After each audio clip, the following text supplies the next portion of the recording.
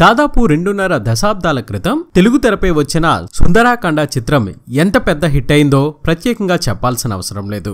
హృదయాలని బరువెక్కించే కథాంశంతో వచ్చిన ఈ చిత్రం అప్పట్లో విడుదలైన ప్రతి సెంటర్లో కూడా 100 రోజులు పూర్తి చేసుకుంది.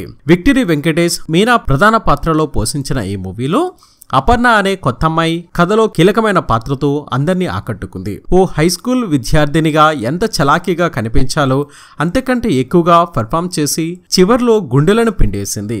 చాలా స్లిమ్ గా, చూడగానే బ్యూటిఫుల్ అనిపించేలా ఉన్న అపర్ణ సుందరాకాండ సినిమాతో పెద్ద స్టార్ అవుతుందని అందరూ భావించారు. కానీ ఆ సినిమా తర్వాత అక్క పెత్తనం, చెల్లెలే కాపురం అనే సినిమా తప్ప మరో సినిమా చేయలేదు.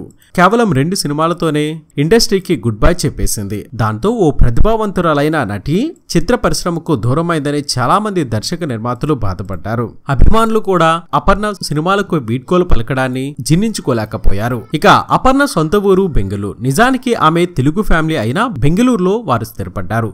తల్లిదండ్రులు ఇద్దరు డాక్టర్లు కావడంతో వాళ్ళది ధనిక కుటుంబమే. అయితే అపర్ణ రిచ్గా పెరిగింది. ఎల్కేజీ నుంచి క్లాసికల్ డాన్స్ నేర్చుకున్న అపర్ణ ఎన్నో నాట్య ప్రదర్శనలను ఇచ్చింది. ఏకంగా 14 ఏళ్లు డాన్స్ నేర్చుకుంది. ఇక ఆమె 8వ తరగతి చదువుతున్న సమయంలోనే ఆమె ఫోటోలను చూసిన ప్రొడ్యూసర్ కేవీవి సత్యనారాయణ సుందరాకాండ మూవీలో ఛాన్స్ ఇచ్చారు. నిజానికి ఈ సినిమా తమిళంలో రావడంతో అందరూ రోజా పోషించిన పాత్రను చూపించి ఈ విధంగా యాక్ట్ చేయాలని సూచించారు. అలా తెలుగులో ఎంట్రీ ఇచ్చింది. సుందరాకాండ సినిమా వెంకటేష్ కెరీర్ లో మంచి చిత్రంగా మిగిలిపోగా అపర్ణ యాక్టింగ్ కి జనం నిరాశనం పట్టారు. దీని తర్వాత అక్క పెత్తనం, చెల్లెల కాపురం మూవీ చేసిన అపర్ణకి వరుసపెట్టి ఛాన్సులు వచ్చాయి. అయితే స్టడీస్ దెబ్బతింటున్నాయని ఒక్కటి కూడా అంగీకరించకుండా బెంగళూరు వెళ్లిపోయింది. ఇక ఆ తర్వాత ఒక్క సినిమాలో కూడా కనిపించని అపర్ణ ఆర్ట్స్ లో గ్రాడ్యుయేషన్ పూర్తి చేసింది. 2002లో ఎన్ఆర్ఐ శ్రీకాంత్ని లవ్ మ్యారేజ్ చేసుకుంది.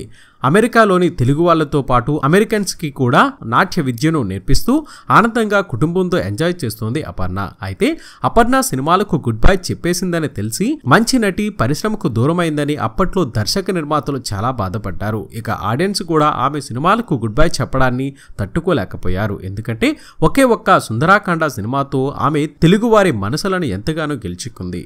మరి చూసారు కదా, ఈ వీడియో మీకు నచ్చినట్లయితే తప్పక లైక్ చేయండి, షేర్ చేయండి, మీ అభిప్రాయాన్ని కామెంట్ రూపంలో చెప్పండి. మన ఎస్వీఆర్ మీడియా యూట్యూబ్ ఛానల్ని సబ్స్క్రైబ్ చేయండి, మమ్మల్ని ఆశీర్వదించండి. Please subscribe and thank you.